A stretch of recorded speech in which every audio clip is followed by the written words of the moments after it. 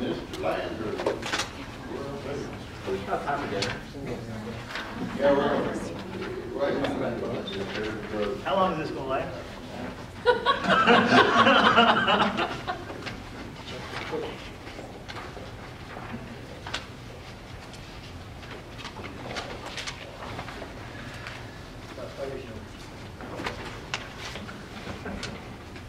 I just want to give you an update. Remember I don't have any gross pictures.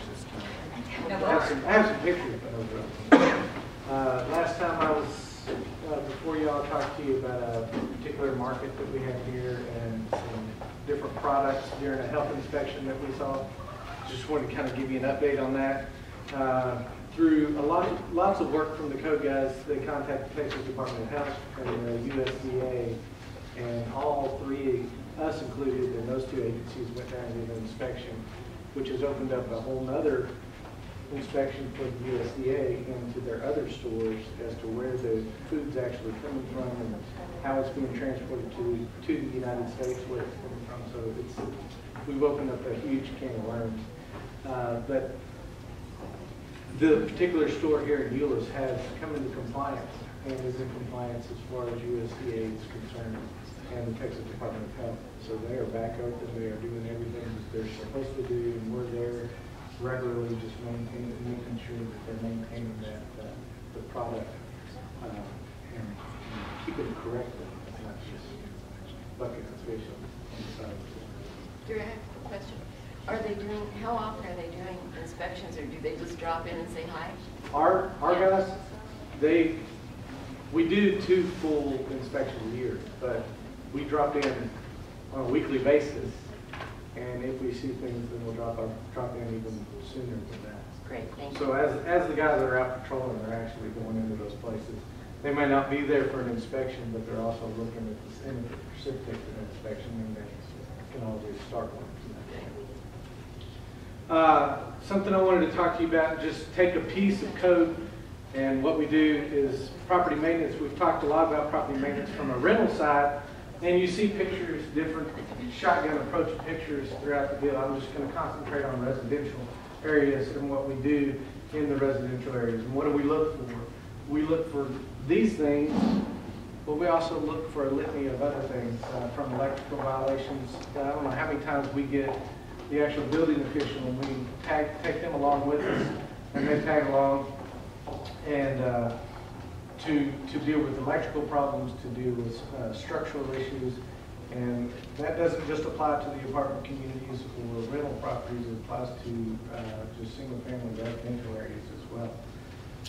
Some of the things that we deal with, you've seen pictures of fences before, but it's a huge problem in neighborhoods. As the neighborhoods get older and the fences deteriorate, we have to, a lot of times we got to go in and we got to talk to the people. We got to be a mediator between the two neighbors. A lot of times because that's not my fence, well, that's not my fence, I don't want a fence. Well, it just depends on all the circumstances. Typically they're set right on the property line, and you have to deal with 2 sets of owners to determine who's going to fix it, try to mediate and fix it together to come to some kind of agreement.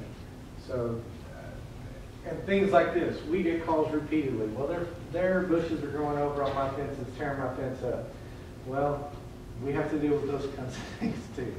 And it just doesn't happen overnight. Getting the fix, sometimes it takes weeks to get them to come in compliance. Obviously, we want compliance as our first resort and citations as the last resort to write people tickets. And this one just got obliterated. There's actually an accident that took out the entire thing.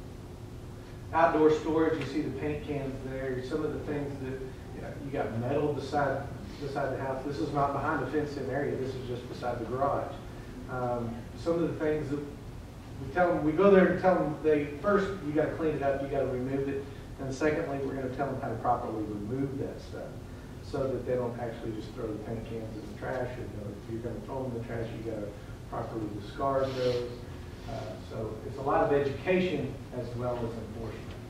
And these are things that your code officers, they're assigned to districts just like our patrol guys, and they're out there patrolling those areas, and they're identifying them, And instead of just driving by waiting for someone to complain, they're actually getting out and proactively contacting these people and trying to be proactive in their neighborhood.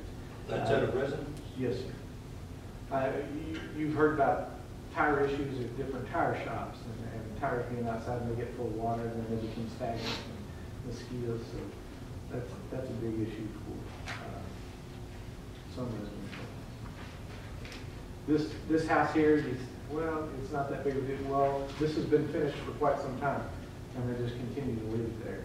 So, you know, you go contact them and you say, well, how come the dumpster is not moved? Well, they have to come and pick it up. Well, we can help facilitate that and get the appropriate people out there to pick it up and get it moved so that it doesn't keep you in hassle in the neighborhood. Things like this, just trash and rubbish all around homes. And a lot of times these people don't have the means or the ability to do it, so we even go further and try to get other agencies involved to try to help us get things like this cleaned up. I mean, that's harboring rats and vermin and all kinds of stuff, so it's just, huh? Probably people at the same time. That's how to make a 2-bedroom house a 3-bedroom house.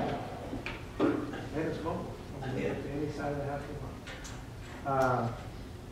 These are other things we look for, just rotting wood, peeling paint, trying to keep the neighborhoods up the best that we can.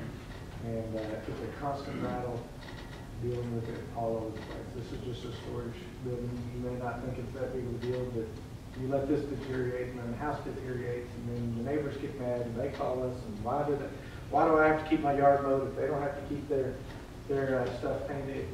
So Now, I'm assuming that would be in a backyard. What would, we would start at the front. but we would just be randomly checking somebody's house out? I'm just Well, curious of how we would get to If that. you're driving down the neighborhood and you see something in the front and it leads you to the house and now you're dealing with the house, you deal with the owner, and then you see that that's part of it, just keeping your eyes open and knowing what you're dealing with as you're going. Obviously, also, if, say it's a chain link fence and you can see it from the street or something like that. This is just, you're looking at a house and this is a deck that's on the back of the house. And it's obviously deteriorated to the point that it could be a danger to the people that are actually utilizing it. So a lot of it's education and talking to these people and making sure that they understand that they have to care about that. They can't just let it go by the wayside. And something that's been very successful, and I've told you this in the past, is our patrol guys that are out driving around. Is this a patrol issue? Not 100%. They're out there to write tickets and arrest bad guys, but it is a quality of life issue for the residents and for the people that live around them. So they are reporting that to us, and the system's working just like we set it up to, where they're giving us the information, and the code guys are then responding to it and actually going out and doing something about it and contacting them from a code perspective. So the process is working, and it's working great. Is there any, as far as residential problems, or is there any difference between owner-occupied housing and rental property? Currently, right now, no. If we go to a rental property and it's a house, we would obviously contact the occupants and ask them to come into compliance. And then we would get the owner's information from them. We would contact the owner as well, trying to bring them into compliance because it's rental property. It's treated differently from an apartment inspection or apartment community, but we still try to contact the occupant to get them, whether it's a tree limb or whether it's trash outside.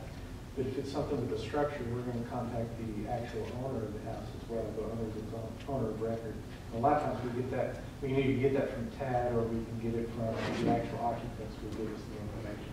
Because believe it or not, a lot of those occupants, the bricks just fell off your side. Your bricks are falling.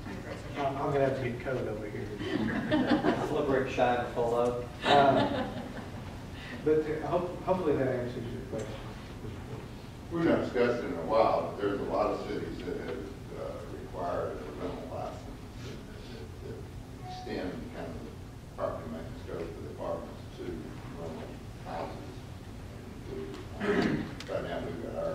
No, I was just curious to know if that was a need. Apparently it's not. We're having good luck contacting the owners at the present time. Obviously, tree limbs and those things just continue to, as trees die out, and people actually just let them fall and leave them lay. Things like this, where trees are overhanging houses, I mean, we have lots of cases where the neighbors come and say, my neighbor's got a dead tree, they won't do anything about it. It actually overhangs my house and their house. So we have had lots of cases where we've actually had to intervene and talk to them about that. We don't have a code against pink houses, do I think that the color hue is off a little bit on the slides. At least that. That's all I got. Good one, sir. we? Captain Landers, would you please give us an update on the status of your friend who builds trailers in his residence? Sure. Thank you. Currently, we have built the case. We've contacted the state.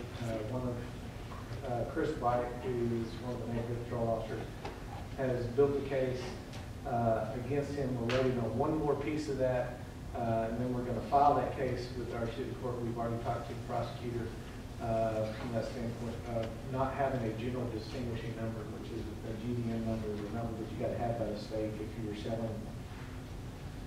If you're selling personal trailers that are identified to you, like you selling a registered trailer that's registered to you, if you sell one a year, you don't have to have a general distinguishing number. But if you sell more than a certain number of them, you're considered a dealer and you have to have that. If you sell any that aren't licensed to you, you have to have a general distinguishing number. We've determined that he doesn't have one. And so we have the information that Ms. Wood gave us. We've also added to that information at the request of the city prosecutor. And as soon as we can, he's been out of town for 2 weeks. Mr. Hale actually is going to do the recruiting of the trailer. As soon as he gets back into town, we'll get that last piece of it, and then we will deliver it to the prosecutor for prosecution. Thank you.